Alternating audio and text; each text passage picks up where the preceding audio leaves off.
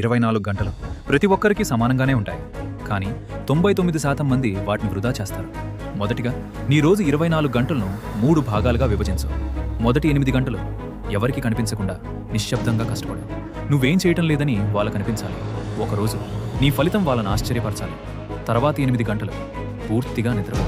ఎందుకంటే అలసిపోయిన మెదడు ఎప్పుడూ సరైన నిర్ణయాలు తీసుకోలేదు. ఇప్పుడు మిగిలిన 8 గంటలు ఇక్కడే అసలు గేమ్ మొదలవుతుంది. 2 గంటలు నీ శరీరానికి జిమ్కి వెళ్ళు, పరిగెత్తు, నేను బలంగా మార్చుకో. మరిన్ని 2 గంటలు నీ స్కిల్స్ మీద పనిచేయి. నీ విలువ అంతగా పెరగాలి, ఎవరూ నిన్ను పట్టించుకోకుండా ఉండలేరు. మరిన్ని 2 గంటలు నీ కుటుంబానికి ఇవ్వు, ఎందుకంటే అసలు బలం అక్కడి నుంచే వస్తుంది. 1 గంట స్నేహితుల కోసం. కానీ గుర్తుంచుకో, ప్రతి ఒక్కరూ స్నేహితులు కాదు.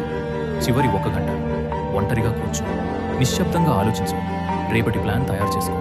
ఇలా 21 రోజులు వరుసగా చేస్తే ప్రజలు నిన్ను చూసి ఇతను ముందున్న వ్యక్తి కాదు అని అంటారు. నీకు ధైర్యం ఉంటే ఈ ఛాలెంజ్ని యాక్సెప్ట్ చేయి. కామెంట్లో 21 రోజులు అని టైప్ చేయి.